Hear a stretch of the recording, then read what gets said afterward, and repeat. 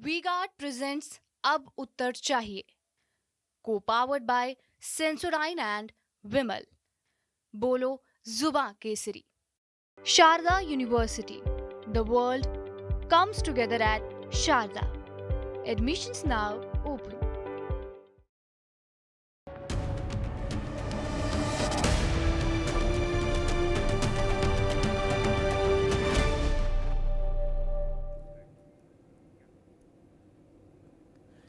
राष्ट्रीय स्वयंसेवक संघ की कुछ टिप्पणियों को लेकर सियासत के अंदर भी और सियासत के बाहर भी कोहराम है, धमाचौकड़ी मची हुई है। ये 3 टिप्पणियां आई हैं क्रमशः। पहली टिप्पणी ऑर्गेनाइजर अखबार में एक संघ के पुराने स्वयंसेवक ने लेख लिखा, वहां से आरंभ हुई बात। फिर सरसंघ चालक मोहन राव भागवत का वक्तव्य और उसके बाद इंद्रेश कुमार का वक्तव्य। और इन सब में स्वर एक है। ऑर्गेनाइजर ने भाजपा का नाम लिया है, लिखा है। भागवत जी ने और इंद्रेश जी ने नाम नहीं लिया, लेकिन ना कुछ ऐसी चीजें कही जिनसे ये ऑब्वियस हो गया कि बात भाजपा के लिए कही जा रही है।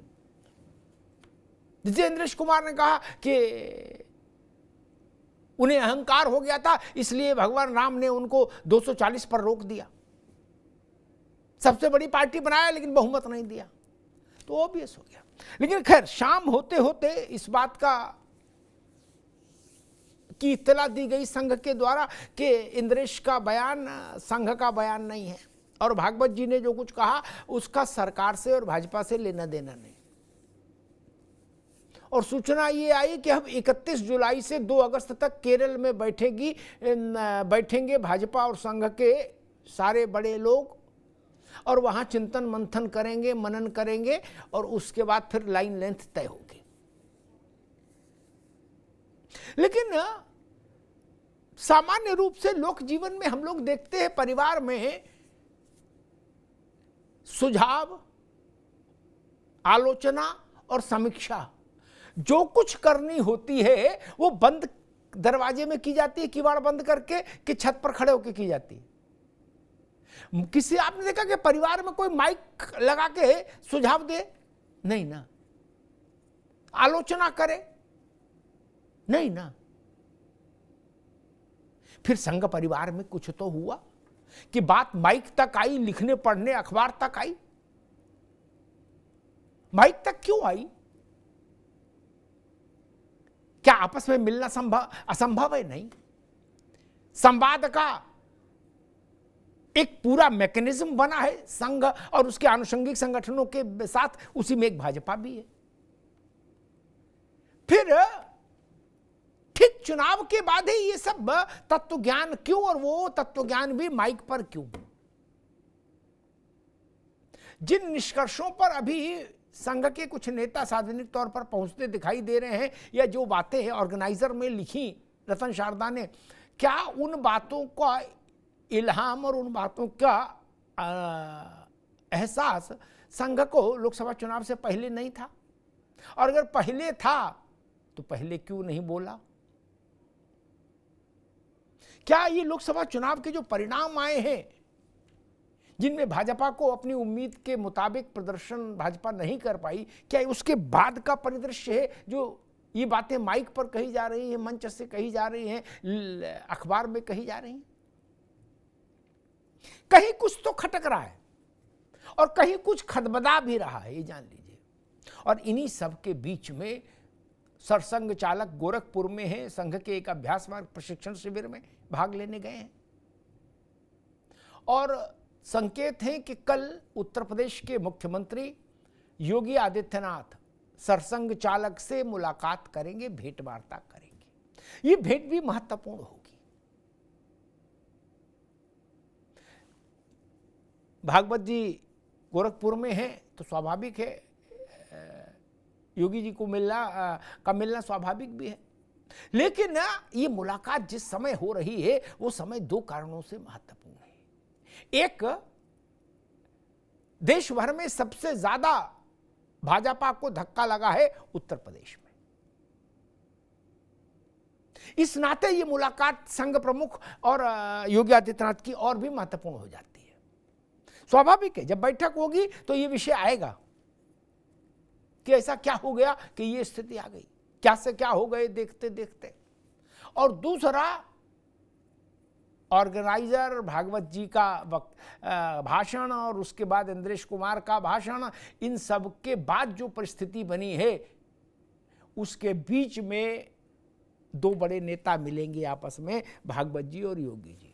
इसलिए भी ये महत्वपूर्ण है, इसकी टाइमिंग बहुत महत्वपूर्ण है। हमारे साथियों ने एक रिपोर्ट तैयार की है इस सारे प्रकरण पर, उस रिपोर्ट को देखिए, फिर मेहमानों से परिचय कराएं, फिर बहस में चलें।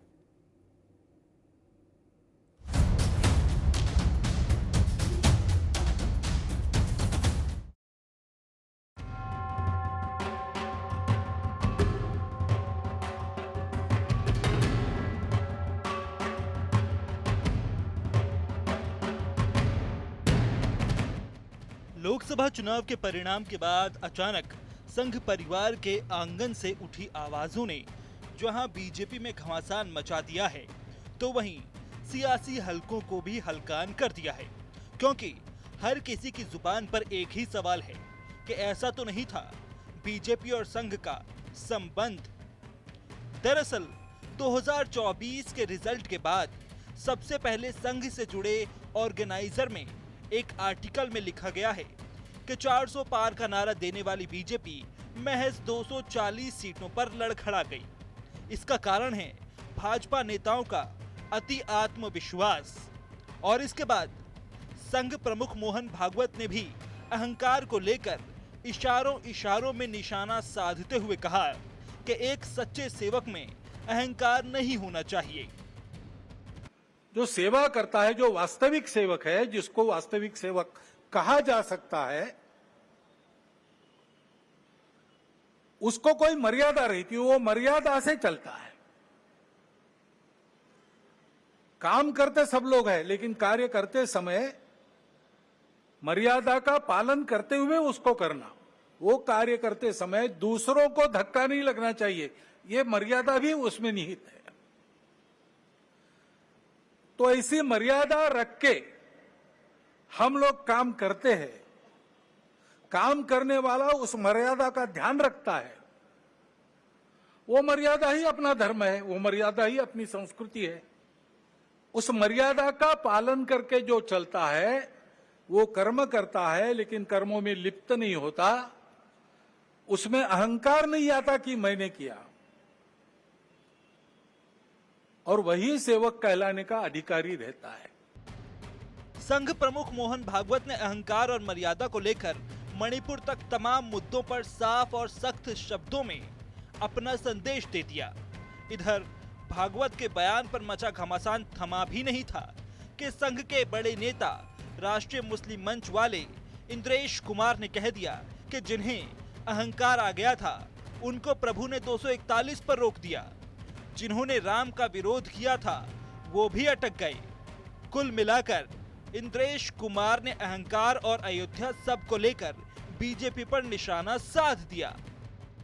जिस पार्टी ने भक्ति की, अहंकार आया, उसको 241 पर रोक दिया, पर सबसे बड़ी बना दी। जिनके अंदर राम की अनास्था थी, अश्रद्धा थी, और उनको सबको मिलकर 234 पर रोक दिया। कहा तुम्हारी अनास्था का यही दंड तुम्हें है कि तुम सफल नहीं हो सकते। इसलिए जो राम की भक्ति करे तो निरअहंकार करे। इसलिए लल्लू सिंह उसने जनता के ऊपर जुल्म किए थे। राम जी ने कहा थोड़ी देर 5 साल विश्राम कर ले, अगली बार देख लेंगे। इन बयान और घमासान के बीच संघ प्रमुख मोहन भागवत 4 दिन तक गोरखपुर दौरे पर हैं, जहां वो यूपी की हारी हुई सीटों का फीडबैक भी लेंगे। इसी दौरान शनिवार को सीएम योगी से भी मुलाकात होनी है। वहीं बीजेपी और संघ में नाराजगी और नसीहत ने सियासी दलों को भी मुद्दा दे दिया है। लिहाजा सब अपने अपने तरीके से व्याख्या कर रहे हैं। कौन गंभीरता से लेता है आरएसएस को? मोदी जी खुद तो लेते नहीं, तो हम क्यों लें? जब बोलने का समय था तब बोला होता तो सब गंभीरता से लेते। तब आप चुप रहे, सत्ता के मजे आप भी लूट रहे थे। हर जिले में, हर राज्य में आरएसएस के कार्यालय बन रहे थे, तब तो आप चुप रहे। अब जब लग रहा है कि चिड़िया चुग गई खेत, तो बोलने आ गए। कौन सुन रहा है? पहले मोदी जी सुन ले उनको, फिर हम सुन लेंगे। तो ये आरएसएस और बीजेपी के दोनों का अहंकार है, दोनों का घमंड है, दोनों का भ्रष्टाचार है, दोनों की नफरत है, जिसको देश की जनता ने रिजेक्ट किया है। बहरहाल चुनावी रिजल्ट के बाद बीजेपी लगातार संघ नेताओं के निशाने पर है। संघ से जुड़े लोगों के एक के बाद एक बयान बीजेपी को परेशान करने के लिए काफी हैं। ऐसे में सवाल यही है कि पहले लेख, फिर भागवत और अब इंद्रेश, आखिर क्या है? बीजेपी को संघ का संदेश क्या दोनों तरफ बढ़ गई है दूरी और दरार?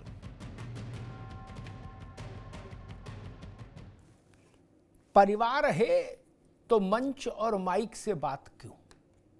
ये बड़ा प्रश्न है, बुनियादी प्रश्न है। जैसे मैंने आरंभ में कहा, हम अपने घर में कोई सलाह सुझाव देते हैं, कोई समीक्षा करते हैं, किसी सदस्य की आलोचना भी करनी होती है, तो दरवाजे के बाहर जाके नहीं करते, दरवाजे के भीतर करते हैं, दरवाजा बंद कर लेते हैं। वही मर्यादा मुझे लगता है कि यहाँ पर टूट गई। मेहमानों से आपका परिचय कराएं, उससे पहले एक छोटा सा ब्रेक लेंगे। कुछ विज्ञापन है, जरा देख लीजिए, तुरंत लौट कर आते हैं। मेहमानों से परिचय कराते हैं और फिर समझने की कोशिश करते हैं कि भाजपा और संघ के अंतर संबंधों को इस वक्त किस स्थिति से गुजरना पड़ रहा है। पहले एक विज्ञापन। Where the software engineer meets the cool UI UX designer, meets the gifted content writer. To create the big dream, the world comes together at Sharda University. So where are you?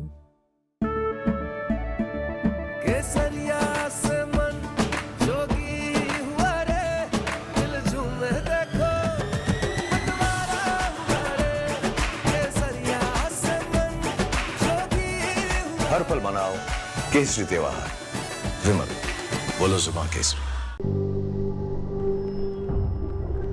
झंझनाहट से जल्द आराम पाएं।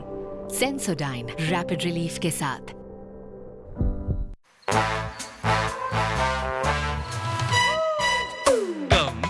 Come, my love, please don't say no, baby. Come, my love. V-Guard के air coolers extra large cooling pads के साथ, जो अच्छों को ठंडा करे। V-Guard air coolers, long lasting cooling. Where the software engineer meets the gifted content writer, meets the cool UI UX designer, meets the talented photographer to create the big dream. The world comes together at Sharda University. So where are you?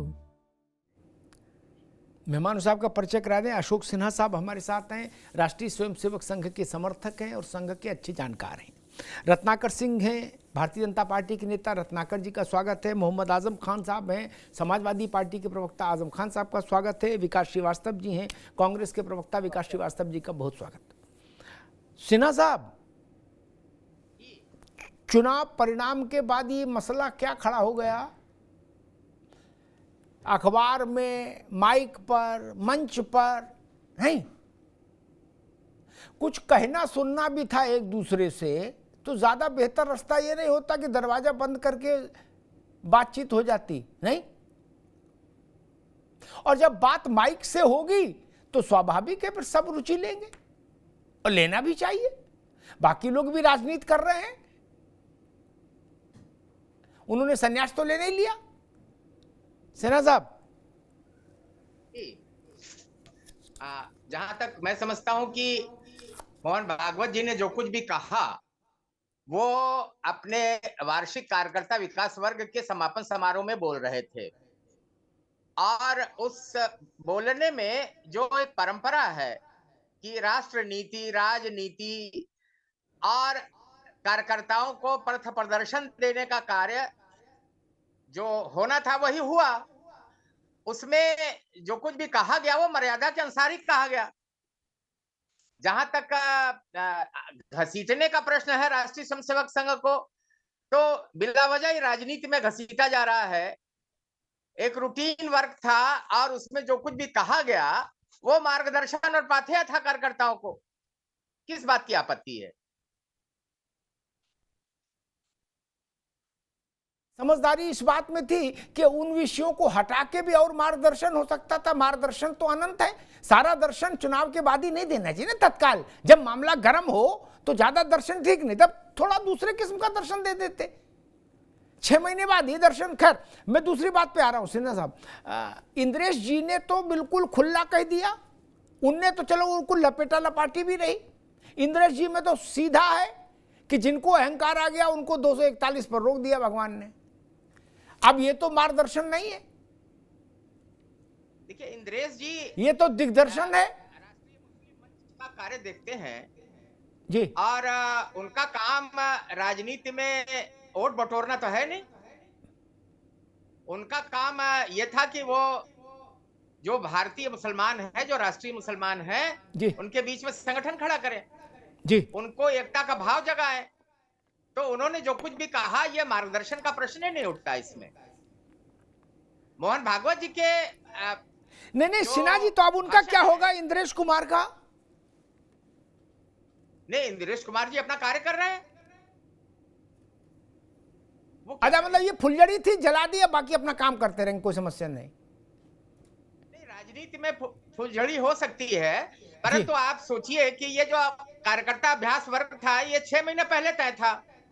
चुनाव संपन्न होगा ठीक और है सिन्हा साहब, ठीक है सिन्हा साहब, ठीक है, ऐसा तो कुछ ठीक पहले है, से तय नहीं था। ठीक है, जब ठीक। भागवत जी मैं हमेशा से ये मानता हूं सिन्हा साहब, ठीक है, आगे बात आपकी।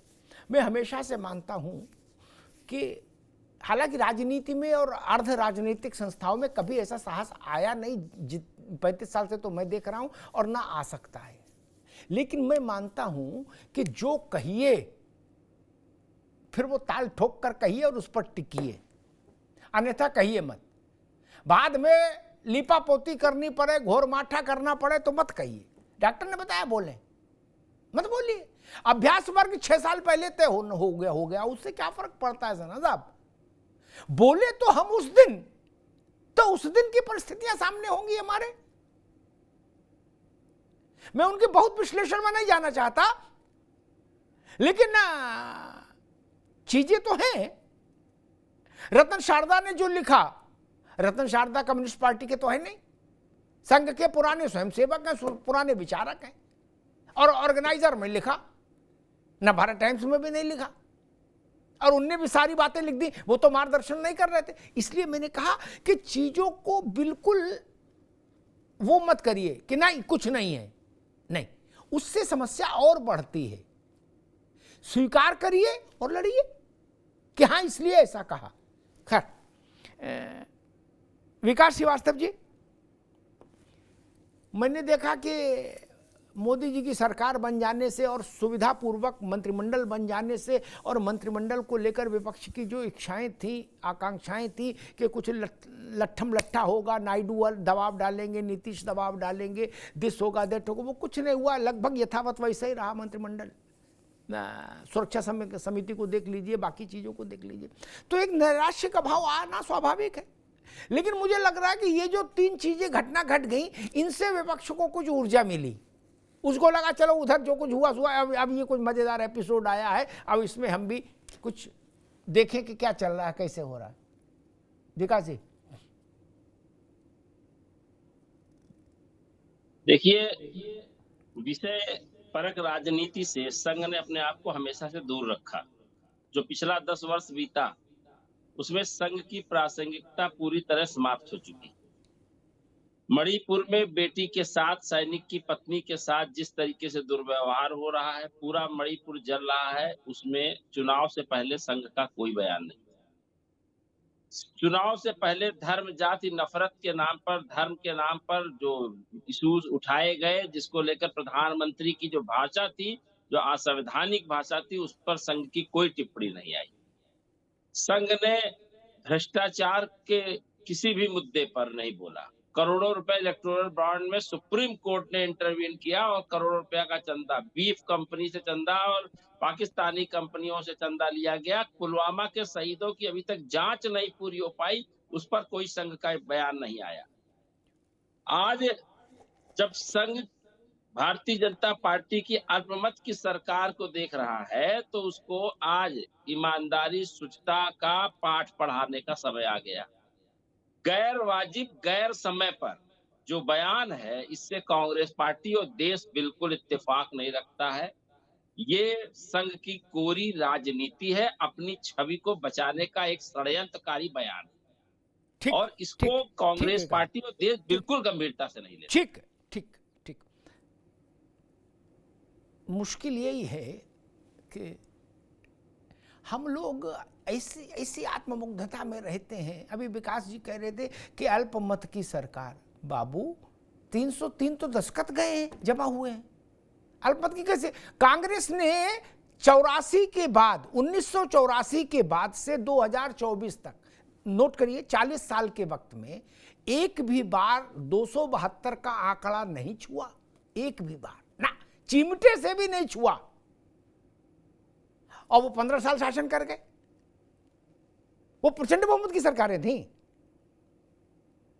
आप तो 200 के अंदर सरकार बना लिए थे, वो 240 तो हैं। मनमोहन सिंह, नरसिंह राव। इसे लोकतंत्र को लांछित मत करिए, ये तरीका ठीक नहीं। खैर, मोहम्मद आजम खान साहब,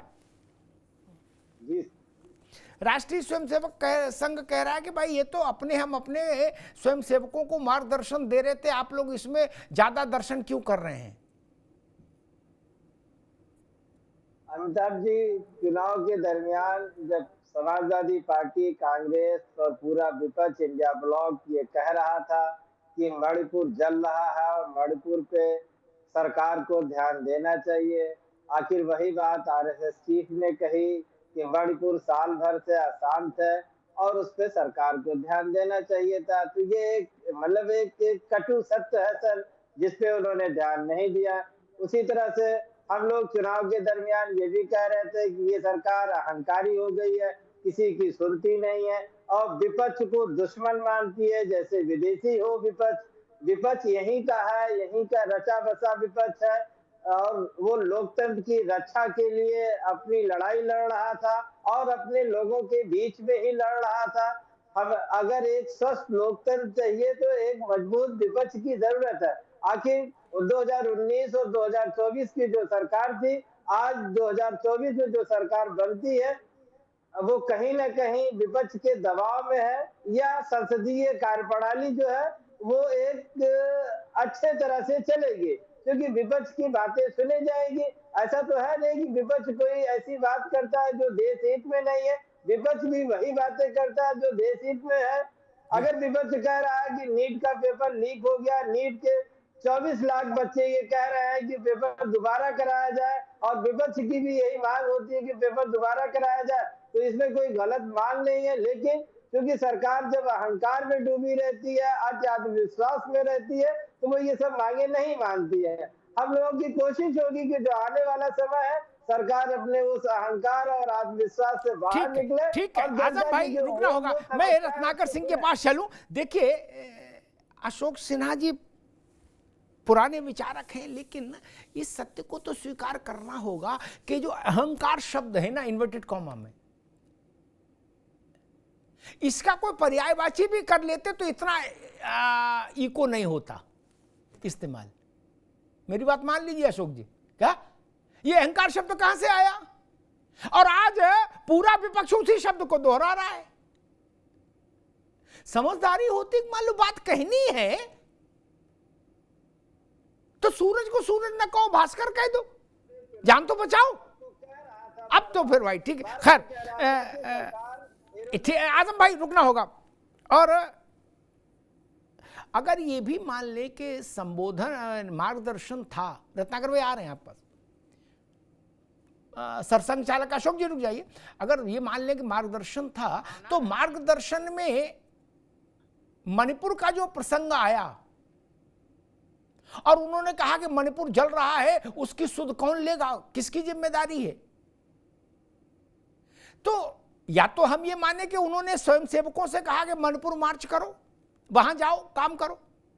ऐसा तो किसी ने अभी तक कहा नहीं।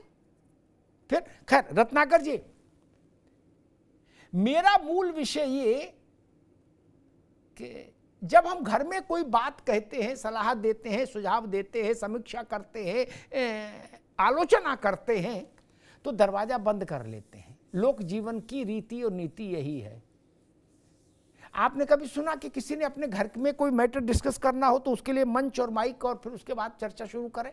नहीं ना। रत्नाकर जी, क्या ऐसी स्थितियों से भाजपा के लिए असहज स्थितियां पैदा नहीं हुई? ऑर्गेनाइजर का लेख, भागवत जी का संदेश और इंद्रेश कुमार का सीधा वक्तव्य। रत्नाकर सिंह। देखिए अमिताभ जी, जहाँ तक बंद कमरे की बात है, निश्चित रूप से परिवार में सुझाव, आलोचना और समीक्षा बंद कमरे में होती है और एक दूसरे की खामियां और किस तरह से उस खामियों को दूर करने के सुझाव, उपाय सब बैठ करके चर्चा होती है। लेकिन जहाँ तक भारतीय जनता पार्टी एक लोकतांत्रिक पार्टी है, एक सामाजिक संगठन कह लीजिए, भारतीय जनता पार्टी या संघ भी एक सामाजिक संगठन ही है जो लोगों के उत्थान के लिए, देश के उत्थान के लिए, हिंदू धर्म को आगे बढ़ाने के लिए ये सारे कार्य करते रहते हैं। तो इस तरह का जो ये वक्तव्य आया है, वो वक्तव्य कहीं कोई प्रेस कॉन्फ्रेंस में या मीडिया का इंटरव्यू में नहीं आया है। वो वक्तव्य जो है संघ के एक समापन कार्यक्रम में संघ प्रमुख जो है आदरणीय मोहन भागवत जी ने दिया है। और निश्चित रूप से मैं उसको इस तरह से देखता हूं अमिताभ जी कि देखिए, परिवार में अगर किसी लड़के से उम्मीद रहती है कि ये लड़का जो है पढ़ने में बहुत ब्रिलियंट है और वह 100% मार्क्स लेकर आएगा, लेकिन जब वह लड़का 100% मार्क्स लेकर के नहीं आता है, 95% या 90% मार्क्स लेकर के आता है, तो गार्जियन होते हैं वो जरूर बताते हैं कि भाई तुम्हारी कमियां कहाँ पे रह गई और कहाँ पे तुमको और इसको दुरुस्त करना चाहिए। तो हम उसको सकारात्मक सुझाव के रूप में, संघ के कोई भी व्यक्ति अगर कोई भी बात कहता है तो हम उसको सकारात्मक सुझाव के रूप में लेते हैं और निश्चित रूप से हमारे अच्छा, एक मिनट एक छोटा सवाल है, एक छोटा सवाल है, फिर आप अपनी बात कहिए। 1 मिनट, आप पूरा सकारात्मक ले रहे हैं और सकारात्मक लेंगे, अभी नहीं आजम खान। मेरे एक छोटा सा सवाल है, बड़ा मासूम सा, अचानक से दिमाग में आ गया। जो बात ये कह रहे हैं इंद्रेश जी कि भाई अहंकार आ गया इसलिए 240 पर रुक गए, ये सही है? सही बोल रहे हैं वो? देखिए अमिताभ, या तो स्वीकार करो या खंडन करो। एक मिनट, बीच का रास्ता मेरी बहस में नहीं। या तो स्वीकार करो या खंडन करो इंद्रेश कुमार की बात का। वो नहीं, सिक्के का दूसरा पहलू भी देख लीजिए। उन्होंने ये भी कहा है कि रामद्रोही जो है वह हार गए, वो सत्ता में नहीं। अरे हम करें वो बिल्कुल राम का जब भी विरोध करेंगे, दूसरे वाले बिल्कुल 0 हो गए, लेकिन आपके लिए जो कहा उस पर तो चर्चा कर लो। नहीं, देखिए, दूसरों के लिए जो कहा उस पर तो विकास बैठे, ये बात करेंगे। मोहम्मद आजम बैठे अयोध्या के बारे में और वहां के जो कैंडिडेट लल्लू जी थे उनके बारे में उन्होंने कहा, उनकी कुछ कमियां थी जो उन्होंने वहां पे रखे और कहा कि 5 साल का इनको जो है रामचंद्र जी ने विराम दिया है, उनके बारे में कहा। उन्होंने ये नहीं कहा कि भारतीय जनता पार्टी नहीं। रत्नाकर जी, एक मिनट, एक बार इनकी आवाज रोक दीजिए। रत्नाकर जी, नहीं, मैं जब बहस लेके आता हूं तो मेरे दिमाग पर सब चीजें फीड होती हैं। ऐसा भी नहीं ईश्वर की कृपा से हुआ कि मैं कोई गलत चीज उठा जाऊं। इंद्रेश कुमार ने कहा जो पहले राम के भक्त थे, बाद में अहंकार आ गया, उनको भगवान राम ने 240 पर रोक दिया। ये लल्लू सिंह के लेने का, लल्लू सिंह थोड़ी 240 पर रुक गए भाई। लल्लू सिंह को तो उन्होंने बाद में और खरी कोटी सुनाई विस्तार से, लेकिन 240 पर कौन रुका? अब आप कहोगे कि उन्होंने भारतीय जनता पार्टी का लोगो तो का उल्लेख नहीं किया, तो इस बात नहीं चलती ना भाई। इसका अर्थ तो सीधे यही है रत्नाकर भाई। देखिए, जो है हर चीज की अपने तरफ से लोग जो है उसको एक्सप्लेन करते हैं कि अपने तरीके से एक्सप्लेन करते हैं। निश्चित रूप से हमारे जो कुछ घटे हैं सीट्स, उसके ऊपर समीक्षा करने की बात हुई। हर व्यक्ति अपने तरीके से उसको कह सकता है कि भाई इस कारण से इनकी कम हुई है, उस कारण से इनकी कम हुई है। ऐसे आदरणीय इंद्रेश जी ने भी अपने तरीके से कहा।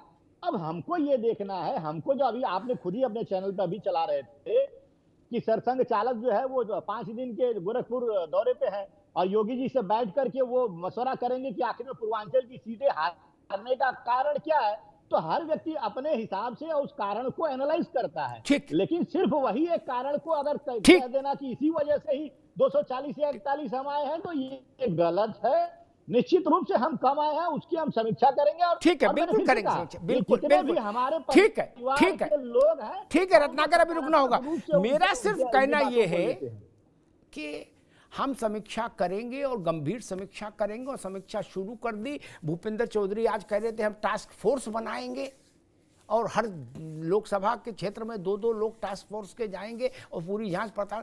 तो ये सब चीजें मैं निवेदन नहीं कर रहा था, आरएसएस वालों को भी आप लोग भेज देते, चाहे व्हाट्सएप ही कर देते, तो वो लोग चिंतित तो नहीं होते। चिंतित नहीं होते तो माइक पर नहीं आते। आप बता देते हम टास्क फोर्स बना रहे हैं, गंभीर समीक्षा कर रहे हैं, आप लोग माइक पर मत बोलना, तो स्थितियां ठीक रहती। खैर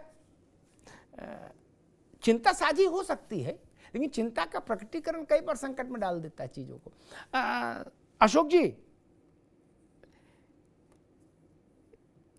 आपने भी कहा और रत्नाकर जी ने भी एक भाव रखा कि भागवत जी कोई प्रेस कॉन्फ्रेंस नहीं कर रहे थे, वो संघ के एक अभ्यास वर्ग के छात्र स्वयं सेवकों को संबोधित कर रहे थे। दुरुस्त बात है, लेकिन ये बात हम भी जानते हैं, आप भी जानते हो, रत्नाकर भी जानते हैं, अब और छोटे बच्चे भी जानते हैं कि आज की तारीख में माइक पर आप जहां जो कुछ बोलते हैं वो ग्लोबल हो जाता है। क्या ग्लोबल? एक सेकंड में। उसमें ये नहीं चलता कि प्रेस कॉन्फ्रेंस थोड़ी ना थी, ना ना ना ना। भाई मणिशंकर अय्यर ने कहा था मोदी नीच आदमी है, तो प्रेस कॉन्फ्रेंस की थी? नहीं।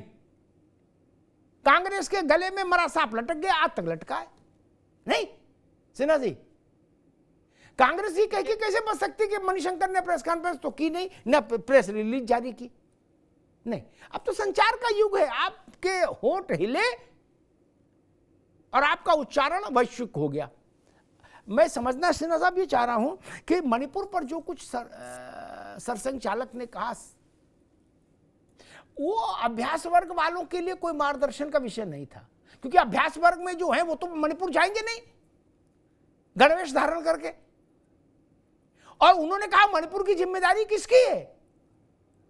1 साल से मणिपुर जल रहा है, त्राही त्राही कर रहा है, तो उसमें अभ्यास वर्ग वाले तो पैदल पैदल मणिपुर जाएंगे नहीं। निश्चित रूप से ना उनके किए कुछ होगा, वहां तो सरकार ही करेगी ना जो कुछ करेगी। जी अशोक जी, तो सरकार का ही दायित्व बनता है, यह उन्होंने अपने संबोधन में कहा, और वह स्वतः स्पष्ट है कि यह सत्ता में जो है या जो आने वाले हैं या जो आएंगे, उनके लिए ये एक चिंता का विषय होना चाहिए कि देश के किसी भाग में 1 वर्ष से अधिक समय से एक अशांति का वातावरण बना हुआ है, उसे दूर करना चाहिए, बातचीत करनी चाहिए और पीपुल कनेक्ट होना चाहिए। यह बात उन्होंने सत्ता के लिए कही और स्वयंसेवकों के लिए भी कही। उन्होंने कहा कि मर्यादा में ही रहेगा जो वही सेवक है, और उन्होंने सबके लिए कहा कि चुनाव में असत्य का प्रयोग नहीं होना चाहिए। जो असत्य बोल करके चुनाव लड़ा गया, झूठे वादे किया गए, यह भी एक संकेत था उनके लिए, जिन्होंने कि बताया कि जनता तक ले जाकर घर घर में वीडियो दिखाया कि लल्लू सिंह ने यह कहा है और संविधान बदल जाएगा, आरक्षण खत्म हो जाएगा। तो राजनीति को उन्होंने कहा कि यह सहमति बनाने का प्रयत्न होना चाहिए, और राजनीति में राष्ट्रनीति का समर्थक सदैव से ही आरएसएस रहा है कि उसमें राष्ट्रनीति ही होनी चाहिए। उन्होंने बातचीत में यह भी कहा कि 10 वर्षों में पिछले अच्छे बहुत कार्य भी हुए हैं, यह भी राजनीति के लिए एक दिशा संकेत था। पर्यावरण संकट पर उन्होंने बात कही कि सृष्टि माँ है, उसका दोहन सिन्हा साहब दोनों होना चाहिए। सर्वे भवन्तु सुखिनः सर्वे सन्तु निरामयाः, इन सब इस तरह की बातों में तो कोई विवाद ही नहीं होता है। जिन विषयों में विवाद है वो तो आप भी जान रहे हो। विकास जी, आरएसएस ने केवल भाजपा पर ही टिप्पणी नहीं की, उसने आपके पूरे कुनबे यानी इंडिया गठबंधन पर भी टिप्पणी की। अगर हम इंद्रेश कुमार की बात करेंगे तो आधी बात तो नहीं हो सकती। उन्होंने कहा जो रामद्रोही थे, राम के प्रति अनास्था रखते थे, वो सब मिल गए एक साथ, तब भी 234 पर रुक गए।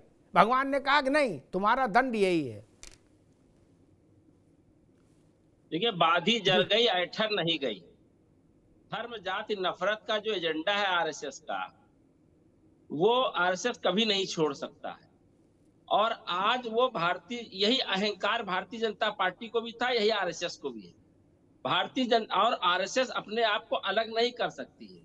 2020 का पहला जो बिहार का विधानसभा चुनाव था, उसमें मोहन भागवत ने कहा आरक्षण को समाप्त कर देना चाहिए, और लगातार राष्ट्रीय मंचों से, नेशनल टीवी पर मोहन भागवत ने आरक्षण को खत्म करने का षड्यंत्र रचा। और आज इंद्रेश जी लल्लू सिंह के ऊपर आरोप लगा रहे हैं। अरे एक साथ कम से कम 400 पार का नारा मोदी जी ने हर मंच से मांगा है, और 400 की कोई जरूरत नहीं थी। अहंकार की बात नहीं थी, षड्यंत्र फेल हो गया, और इंडिया गठबंधन ने इनके षड्यंत्र को फेल किया है, और वही खींच निकाल रहे हैं इंद्रेश जी। राम का नाम लेना अब भी बंद करें, क्योंकि राम भक्तों ने, अयोध्या से मैं भी आता हूँ, अयोध्या ही लोकसभा का रहने वाला हूँ, राम भक्तों ने तो इनको धता बता दी, पर अभी भी अंधभक्त अपनी अंधभक्ति छोड़ नहीं रहे हैं। वो चाहे जिस भी पायदान पर हो, जिस भी प्रोफेशन में हो, अपनी अंधभक्ति छोड़े और धर्म जाति नफरत के। ठीक है विकास, ठीक है, रुकना होगा, अभी रुक जाइए। ठीक है विकास बाबू, रुक जाइए, रुक जाओ अब भाई। कांग्रेस भी अच्छा गजब पार्टी है। वो कह रही कि हमने रोक दिया। किस चीज से रोक दिया? सरकार नहीं बनी उनकी। जितने पर उन्होंने सरकार बनाई, आप तो उससे 40% कम पर सरकार 3 बार बना चुके। तो आपको ऐसी बात करना शोभा नहीं देता ना। कांग्रेस को वो नैतिक साहस नहीं होना चाहिए ना। कांग्रेस की तो वो स्थिति है ही नहीं। 99 सीट की पार्टी है, अब वो करिए हमने पूरे देश में यलगार कर दिया। खैर, और एक चीज और भी है कि पहले अयोध्या का नाम लेने में संकोच करते थे कई दलों के बड़े नेता, तब वो फैजाबाद शब्द का इस्तेमाल करते थे गोल घुमाने के लिए। अब जब से रिजल्ट आया, लल्लू सिंह हारे, तब से वो फैजाबाद शब्द का इस्तेमाल नहीं कर रहे विपक्षी नेता, केवल अयोध्या का इस्तेमाल कर रहे हैं। जबकि उस लोकसभा सीट का नाम है फैजाबाद लोकसभा निर्वाचन क्षेत्र 1। उसमें 5 विधानसभाएं हैं, जिसमें अयोध्या एक विधानसभा क्षेत्र है। उस विधानसभा क्षेत्र में, जो अयोध्या विधानसभा क्षेत्र है, लल्लू भारतीय जनता पार्टी जीती है, शेष में हारी है, मिल्कीपुर और अलग। लेकिन मुझे कोई विपक्ष का नेता नहीं मिला जिसने ये वस्तुनिष्ठ बात कही हो। बोले अयोध्या हार गए। पहले कहते थे फैजाबाद। मित्रसेन यादव जब जीतते थे तो वो कहते थे हम तो फैजाबाद से हैं। आप बता रहे कि अयोध्या है। आजम खान साहब, ये थोड़ा सा कहानी में ट्विस्ट है नहीं? ऐसे भी थितराई नहीं करनी चाहिए, क्या जरूरत है भाई? बोलो फैजाबाद जीत गए हम, लल्लू सिंह फैजाबाद हार गए। और जिस इलाके का नाम अयोध्या है, उस विधानसभा में तो भाजपा जीती है। ना मेरे कहे से बदल सकती, ना विकास के कहे से, ना सोनिया जी के कहे से, ना अखिलेश जी के कहे से। आजम खान साहब, ये ट्विस्ट भी अमिताभ जी, ये ट्विस्ट भी भाजपा ही ले आई है। भाजपा ने ही फैजाबाद का नाम बदला, अयोध्या किया। भाजपा ने फैजाबाद ना आजम खान साहब, ना ना ना ना ना ना ना मैंने क्या कहा? मेरी बात पर वो जवाब दीजिए ना। मैंने कहा उस सीट का चुनाव आयोग में, रुक जाइए, चुनाव आयोग में क्या नाम दर्ज है? क्या नाम दर्ज है चुनाव आयोग में? फैजाबाद अयोध्या एक हो गया है सर, उसमें कोई डिफरेंस नहीं रहा है। अब जहां कहीं भी आप बात करोगे, कोई भी फैजाबाद को याद करने को तैयार नहीं है, सब उसे अयोध्या मानता है, इसलिए बोलचाल में अयोध्या। आजम भाई, आप एक मिनट, आजम भाई, आपकी पार्टी के लोग आज तक प्रयागराज को प्रयागराज कहने की इच्छा नहीं जुटा पाए। उसको इलाहाबाद बोलते हैं और उसमें मानते हैं कि मेरा गर्व है, हम योगी के बदले हुए नाम को नहीं मानते। अब अयोध्या में आप तुलसी पत्ता गंगा जल हाथ में लेके आए हो, करे नाम बदल गया इसलिए हम आजम खान साहब, आप तकनीकी तौर से सही हो सकते हैं, इसमें कोई दो राय नहीं, हमारा इसमें आपसे कोई विवाद नहीं है, लेकिन व्यवहारिक तौर से उसे अयोध्या ही माना जा रहा है आज के डेट में। मैं ये मानता हूँ कि देखिए भाजपा की पूर्ण बहुमत की सरकार नहीं है, कहीं न कहीं ये बैसाखी की सरकार है, ये आप भी सहमत होंगे। अल्पमत की सरकार मैं नहीं कह रहा हूँ, लेकिन भाजपा की पूर्ण बहुमत की सरकार नहीं है। टीडीपी और जेडीयू की बैसाखी की उन्हें जरूरत है, जब भी ये बैसाखी डिस्टर्ब होगी। आजम भाई एक बात आपको याद दिला दें, आगे काम आएगी, अब ये सब चलते ही रहेगा, चुनाव हुआ है तो महीने 2 महीने इसी बहसें चलेंगी। मुलायम सिंह जी 3 बार मुख्यमंत्री रहे, एक भी बार उनके पास बहुमत नहीं था क्या, और बहुत कम सीटों पर रहे क्या। केवल सपा के 4 बार की चीफ मिनिस्टरशिप में 1 बार अखिलेश यादव जब मुख्यमंत्री बने तो बहुमत था क्या। मायावती जी 4 बार रही, 1 बार बहुमत था, 3 बार जुगाड़ थी क्या। ये लोकतंत्र है भारत का भाई। मैंने कांग्रेस का उदाहरण दे दिया ना आपको, उनसे ज्यादा क्या उदाहरण दूंगा। वो 200 के अंदर सरकार बना लिए और मजा मारे 10 साल। क्या अवैध थी सरकार? नहीं ना। उसे मुलायम सिंह का समर्थन हासिल था, उसे मायावती का समर्थन हासिल था, चल रही थी सरकार। लेफ्ट पार्टी का समर्थन हासिल था। इसलिए ये तर्क ठीक नहीं। एक ऐसा भाव निकल के आता है कि जैसे कोई गलत जबरदस्त जबरिया सरकार बना लियो। कोई जबरिया सरकार नहीं बना सकता भाई साहब। ये प्लाट पे कब्जा थोड़ी ना है कि गुड्डू पप्पू बंदूक लेके गया और कब्जा कर लिया प्लाट पे। ये सरकार है भारत की, जबरदस्ती थोड़ी को बना लेगा। आजम भाई आप तो जानते हो, समझदार आदमी हो, फिर भी हम लोग क्या कहते हैं कि मुलायम सिंह जी की सरकार। आजम भाई 1 मिनट, क्या कहा जाता है 3 बार मुलायम सिंह जी चीफ मिनिस्टर रहे, क्या हम लोग कभी रेफरेंस देते तो ये बोलते कि बैसाखी वाली सरकार? नहीं ना, मुलायम सिंह जी की सरकार, मनमोहन सिंह की सरकार, नरसिंह राव की सरकार, ये बोलते ना। बैसाखी की सरकार तो नहीं बोलते। ये जो एक तेजाबी भाव है ना, मन से ही हटाइए। एसिड क्यों रहे इतना दिमाग में? मनमोहन सिंह की सरकार ही कहते हैं ना। मनमोहन सिंह की तो सरकार नहीं थी फिर वो। इसलिए ये एसिड हटाइए। जो लोकतंत्र का जो भारत में स्वरूप है उसको स्वीकार करिए। खैर रत्नाकर सिंह जी, मैं जवाब देना चाहता हूं जी। अरे भाभी हम सवाल तो कर ले। लोकसभा चुनाव के रिजल्ट आए 10 दिन नहीं हुए और अचानक से ये एक जिसको हम बोलते हैं ना कि चौतरफा प्रहार, और शैली वही और कंटेंट भी वही जो लगभग विपक्षी दल बोल रहे थे क्या।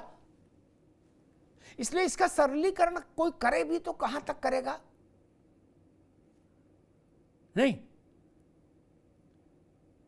देखिए ये संघ का प्रोग्राम जो है वो निश्चित रूप से अपने शेड्यूल्ड कार्यक्रम पे ही हुआ है और 10 दिन के बाद ही ये सब चीजें कहना तो हो सकता है संयोग बस ऐसा हो कि चुनाव के सरकार बनने के 10 दिन के बाद जो है इस तरह का आयोजन किया गया। उन्होंने अपने बातों को रखा और हम उसको, देखिए एक चीज मैं कहना चाहूंगा अमिताभ, हम उनकी बातों को सकारात्मक तरीके से लेते हैं, लेकिन मैं पूछना चाहता हूं विपक्ष से जो यहाँ बैठे हैं, जो संघ की बातों को कह रहे हैं और सलाह को जो है वो हमारे ऊपर कह रहे हैं कि आप उनकी सलाह जो है ये सही बात है, सही बात है, लेकिन उन्होंने जो दूसरा पहलू रखा, जो विपक्ष की बातों को रखा, जो उन्होंने कहा कि टेक्नोलॉजी का सहारा लेकर के झूठ को फैलाने का काम कोई कर रहा है तो उसको भी रोकना चाहिए और विपक्ष को वो प्रतिपक्ष जो कहे हैं निश्चित रूप से उसकी कुछ जिम्मेदारियां होती है, उस जिम्मेदारियों को निभाना चाहिए,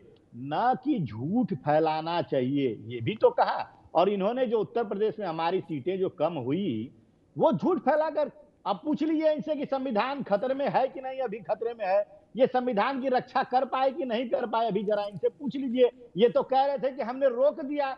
अरे भैया 3 बार जो है, अभी विकास जी कह रहे थे रोक दिया हमने, तो इनको 3 बार की अगर तीनों लोकसभा की अगर टोटल जो इनकी सीटें आई हैं उनको टोटल भी अगर कर लिया जाए तो 240 इस बार जो हमारी आई है उससे पार नहीं है। तो ये कहां पे हमको रोक दिए, जरा ये खुद ही इनसे पूछ लीजिए।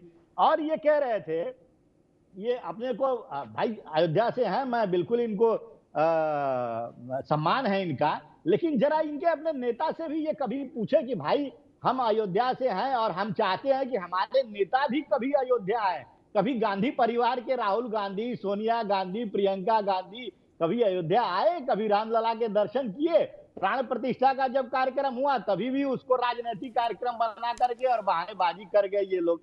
तो ये इनकी मनोदशा यही है। ये अगर हम सरकार पूर्ण बहुमत में, एनडीए गठबंधन प्री पोल अलायंस है, और प्री पोल अलायंस जब होता है और जब नतीजे आते हैं तो 293 सीट, 272 से 213 सरकार बनाने के लिए चाहिए होता है, 293 सीट हमने जीता, तो भी इनको लगता है कि हमारा गठबंधन अल्पमत में है। तो ये 5 साल बैठ करके इनको कुछ करना नहीं है, सिर्फ और सिर्फ झूठ फैलाएंगे कि ये जेडीयू जो है जा रहा है, ये टीडीपी जो है वो समर्थन खींच रहा है।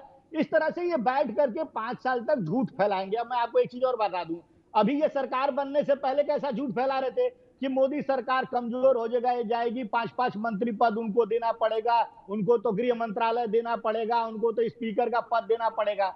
और जब सारी चीजें हो गई तो ये फिर वही कह रहे हैं कि अब भाई ठीक है रत्नाकर जी, अभी रुकना होगा, मैं विकास श्रीवास्तव के पास चलूंगा यार। रत्नाकर भाई रुकना होगा, लेकिन एक जानकारी और दे दूं, सबके लिए उपयोगी रहेगी, विपक्षी दलों को जानकारी रहना चाहिए ताकि वो अपडेट रहें बहस में।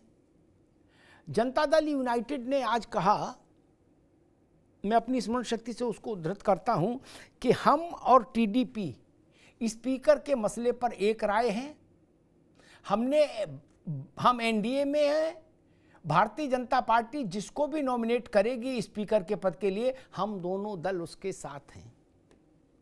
तो जो स्पीकर पर संभावना थी, जिसके लिए विपक्षी दल कह रहे थे कि चंद्रबाबू नायडू तुम्हें हमारी कसम झुकना नहीं, नीतीश बाबू तुम्हें भी हमारी कसम रुकना नहीं, खूंटा गाड़ दो। और संजय सिंह तो यहां तक चले गए, आम आदमी पार्टी, वो उसने कहा कि अगर आपको स्पीकर पर लड़ने के लिए आदमियों की जरूरत हो तो हम वो भी दे देंगे इंडिया गठबंधन से लोकसभा में सदस्यों की। वो स्थिति उल्टी हो गई, वो बात खत्म हो गई।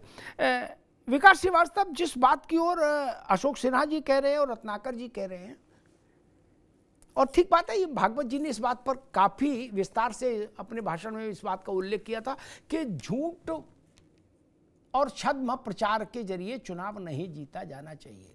आपके पार्टी के ऑफिसों में ऐसे वीडियो आ ही रहे हैं जहां अल्पसंख्यक वर्ग की महिलाएं आपका गारंटी कार्ड लेके ढूंढती हुई आ रही हैं कि भैया रुपया कहाँ मिलेगा। विकास जी,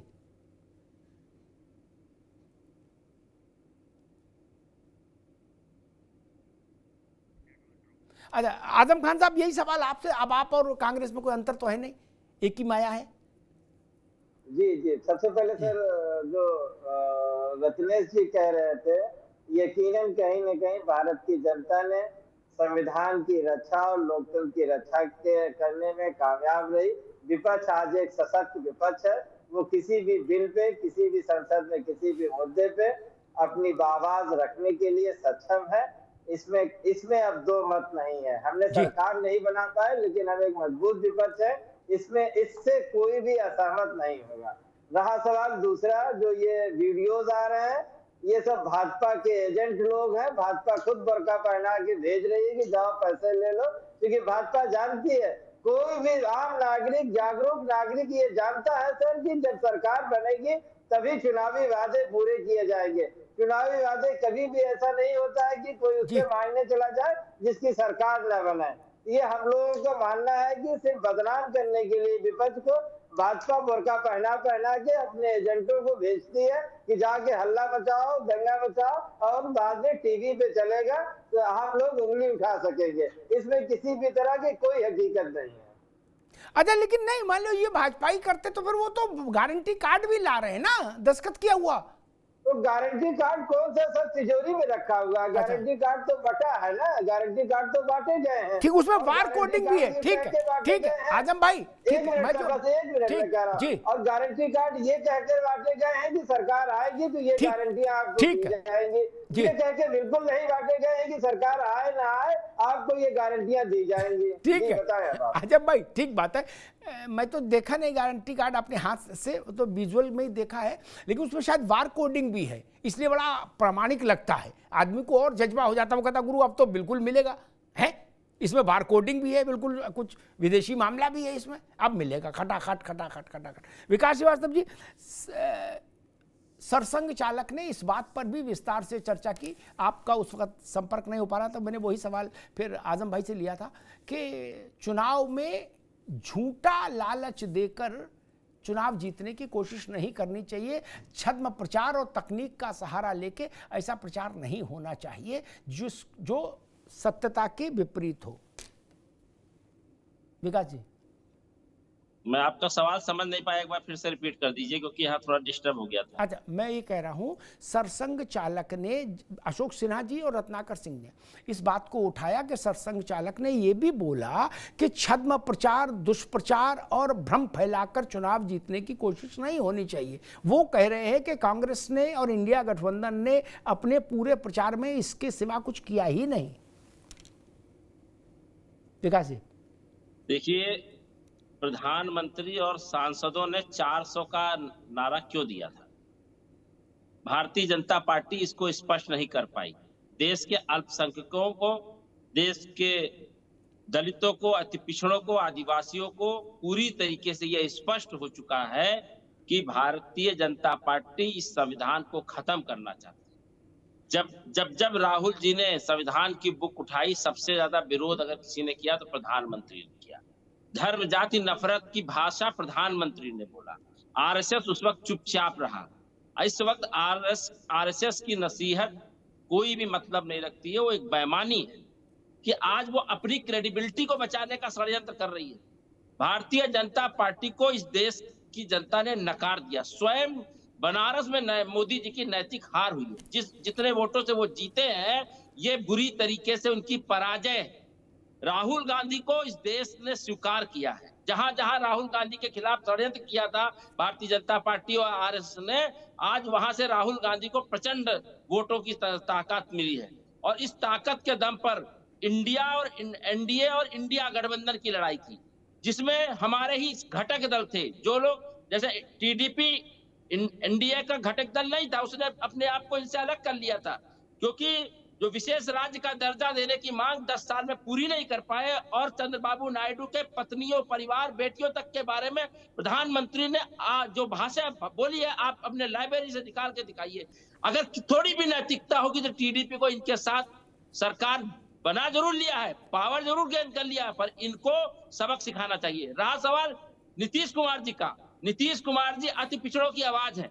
राहुल गांधी ने अति पिछड़ों और जातीय जनगणना को विषय बनाया, तो इन्होंने उनको सीधे साफ साफ नकार दिया कि अति पिछड़ों को हम समाज। ठीक है विकास जी, अब रुक जाइए, समय आपकी बात आ गई, अब रुकना होगा, अब रुकना होगा विकास, अब रुक जाना होगा, अब इनकी आवाज रोक दीजिए। अशोक सिन्हा जी, तो ये सरकार कितनी ठीक, देर अब रहेगी? आ गई बात, आ गई, आप भी इंतजार करिए, हम भी इंतजार करते हैं। आ गई बात, आ गई बाबू। लोकतंत्र को बंधन, अरे रुक जाओ भाई, लोकतंत्र रुक जाओ अभी। सिन्हा साहब, कांग्रेस कह रही है कि जब बोलना था तब बोले नहीं, अब बोलने से क्या फायदा? सिन्हा साहब, वो अपने समय पर बोले हैं, अपूर्व निर्धारित कार्यक्रम में बोले हैं। 6 महीने पहले ही उनके नहीं, कार्यक्रम महत्वपूर्ण नहीं मेरे लिए अशोक जी, कार्यक्रम महत्वपूर्ण नहीं। उसका नाम अभ्यास वर्ग हो, उसका नाम प्रशिक्षण वर्ग हो, उसका नाम प्रतिनिधि सभा हो, उसका नाम समन्वय बैठक हो, इसमें मेरी रुचि नहीं। वाणी का महत्व है, कंठ का महत्व है। मोहन राव भागवत का कंठ और उनकी वाणी वो महत्वपूर्ण है। मंच कौन सा, इससे क्या मतलब? गुड्डू माइक वाले का माइक लगा के पप्पू माइक वाले का माइक लगा, इससे क्या फर्क पड़ता हमको? उन्होंने जो कुछ भी कहा वह ऐसा तो नहीं है कि वो किसी के राय मांगने पर बोल रहे थे। वो तो स्वतः बोले और बहुत सी बातें बोले। चर्चा का विषय बहुत सी बातों को नहीं बनाया गया। उन्होंने पिताहीन मातृत्व पर भी बोला, मदिरा सेवन पर भी बोला, और उन्होंने कहा यह हमारी संस्कृति का अंग नहीं है, इस पर चर्चा नहीं हो रही है। उन्होंने यह भी कहा कि समाज ही राजा बनाता है और समाज इससे अपनी स्थिति भी तय करता है, उसका नायक कौन होगा वो चुनता है। इस पर चर्चा होनी चाहिए। समाज परिवर्तन आवश्यक है, फ्रांस का और रूस की क्रांति का उन्होंने उदाहरण ठीक है दिया। सिन्हा साहब, क्या ठीक इस है, पर रूस चर्चा क्रांति नहीं तक हो नहीं रही जाना है? चाहिए, अभी एक माहौल बार तो चुनावी समाज है, का तो अभी निर्माण क्रांति रूस तक नहीं जाए तो ठीक है।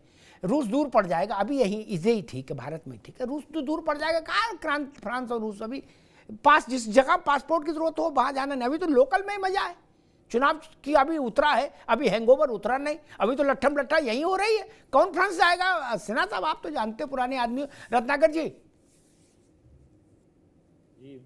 विपक्ष कह रहा है कि जब बोलना था तब बोले नहीं, अब बोलने से क्या फायदा?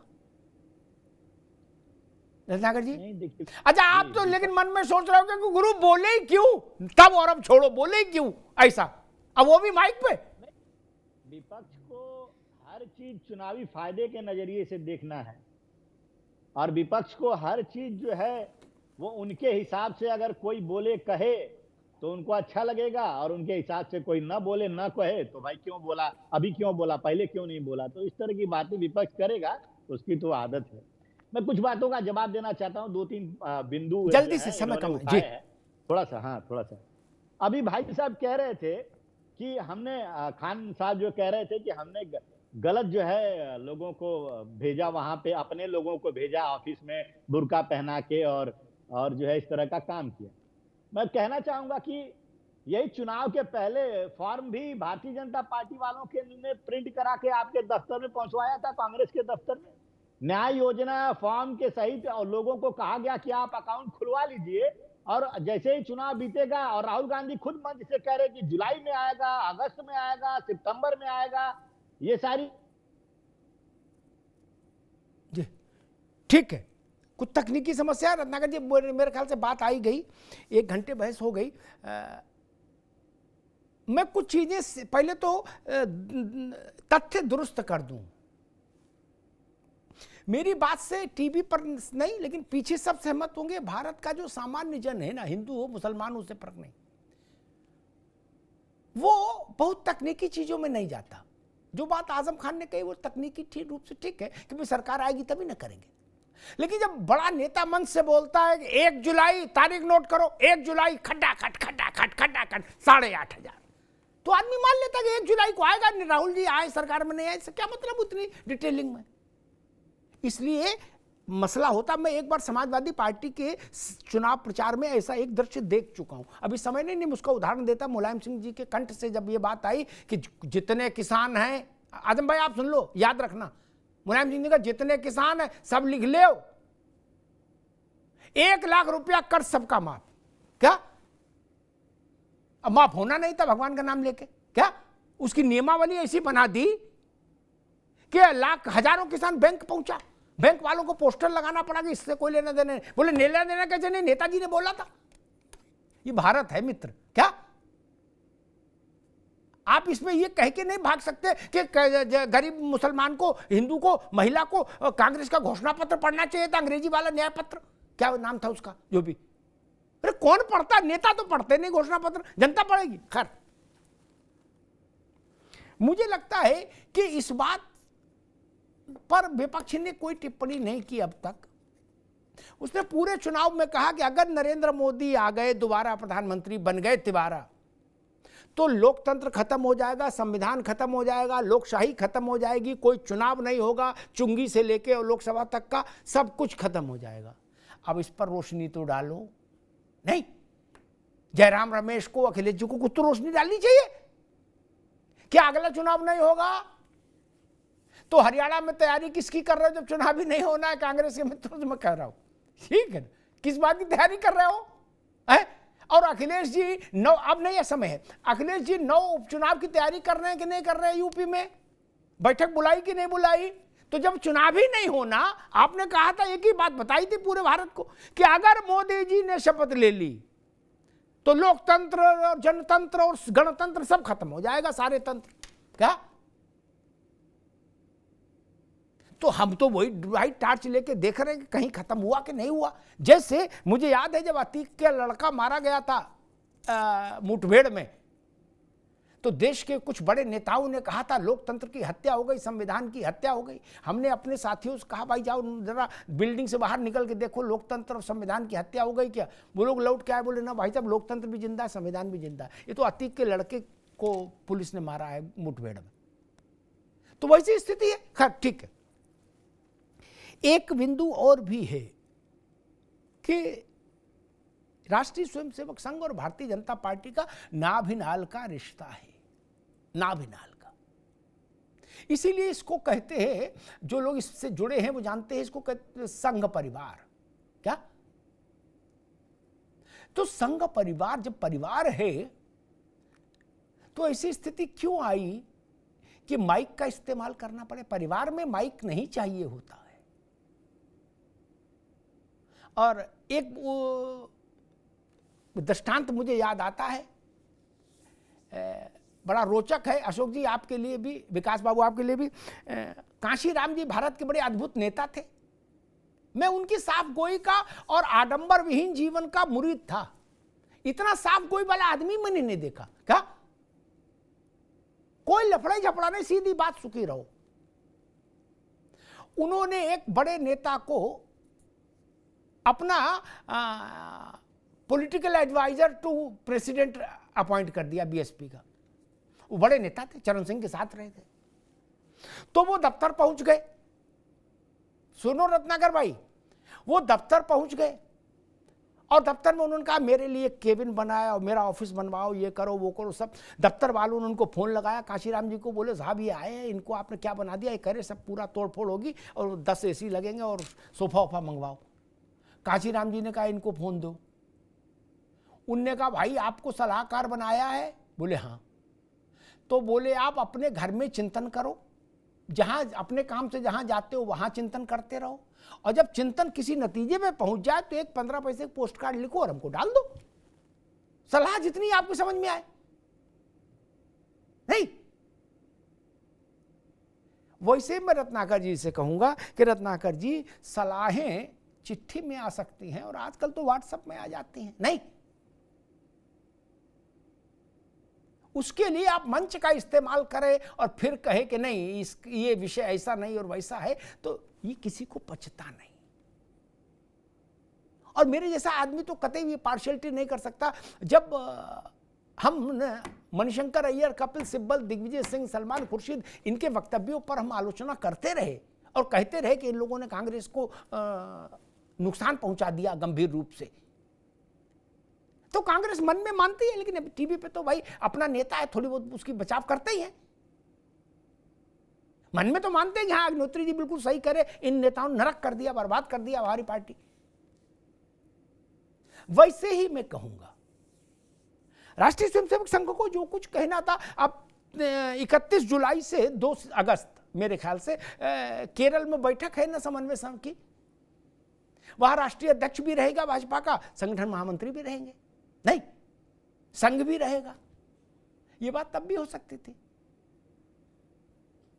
और जिस मणिपुर का विषय एक दौर में देश भर में इतना विवाद का विषय था, उस मणिपुर पर आज अचानक चुनाव के बाद बोलना, तब भी अगर सरसंघ चालक ने कहा होता कि हमको लगता है कि मणिपुर पर सरकार को और ज्यादा ध्यान देना चाहिए और वहां जाना चाहिए, तो वो सहज बात होती, देश उसको प्रशंसा में लेता। लेकिन अब ये कहना, बात समझ नहीं आई। अब कल वो योगी जी और उनके बीच में मुलाकात है, एक बड़ी मुलाकात है, क्योंकि भारतीय जनता पार्टी को आशाओं को, उम्मीदों को अगर सबसे ज्यादा झटका कहीं लगा है तो वो उत्तर प्रदेश में लगा है। और उत्तर प्रदेश में ही हैं इस वक्त सरसंघ चालक। उनकी और योगी आदित्यनाथ की बैठक, उसमें क्या चिंतन निकलता है, क्या मंथन निकलता है, उस पर हमारी नजर रहेगी। लेकिन एक बात मैं और कह के बात समाप्त करूंगा कि ये जो भाव फैलाया जा रहा है कि अल्पमत सरकार है, बैसाखी सरकार है, ऐसा एक इंप्रेशन देने की कोशिश हो रही है कि जबरिया कब्जा कर ली वो सरकार। नहीं भाई, इससे कम बहुमत की सरकारें रही कि नहीं रही? रही ना। सरकार बनाने की एक पात्रता है, संख्या, जिसने पूरी कर दी, उस शपथ ले ली। आप कर देते पूरी। विकास जी ने कहा कि चंद्रबाबू हमारे पुराने आदमी हैं और उनमें जरा भी नैतिकता हो तो भाजपा को सबक सिखा दें, ऐसी उम्मीदें भी टीवी पे ना बोलो, इनसे भी छोटापन जाहिर होता है। चंद्रबाबू को कान में बोल के आओ, वहां तक तो ठीक है, टीवी पे तब बोलो जब घटना घट जाए। चंद्रबाबू नायडू वाजपेयी जी के सरकार में सबसे बड़े संकट मोचक थे, कांग्रेस से तो बाद में जुड़े।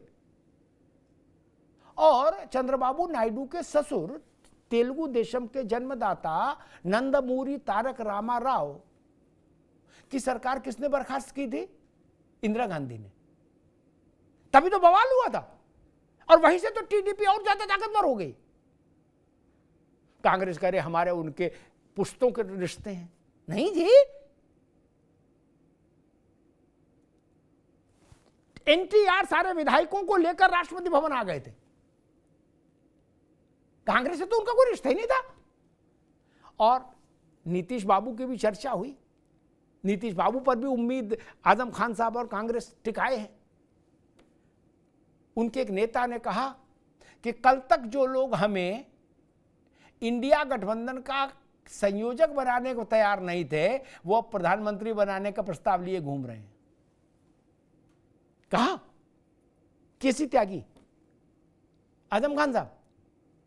तो जब आपने पहले उनको कन्वीनर के लायक भी नहीं समझा, अब नीतीश जी को मोतीचूर के लड्डू भेज रहे हो। वो समझदार नहीं, वो नहीं जानते कि आपके पीछे मंशा क्या है। मुझे लगता है कि विपक्षी दलों को भी नई बनी सरकार पर इस ढंग का कटाक्ष शोभा नहीं देता। सरकार सरकार होती है।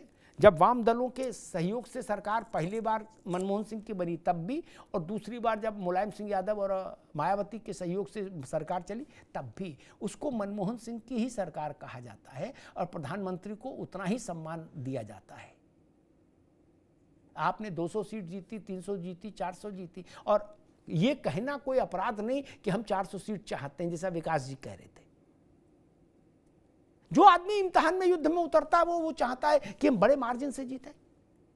इसमें कहने में क्या बुराई है?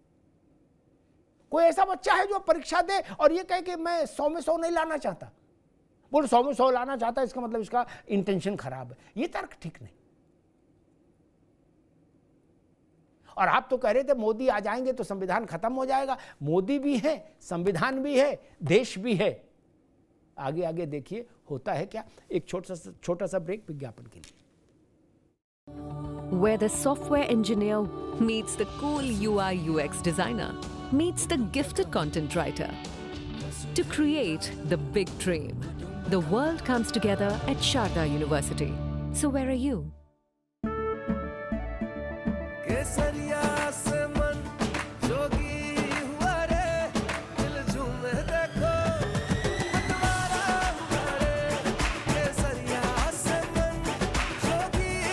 हर पल मनाओ केसरी त्योहार। विमल, बोलो जुबान केसरी। झंझनाहट से जल्द आराम पाएं। सेंसोडाइन रैपिड रिलीफ के साथ।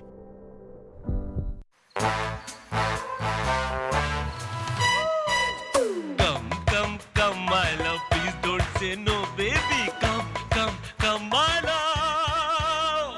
वी-गार्ड के air coolers extra large cooling pads के साथ जो अच्छों को ठंडा करे।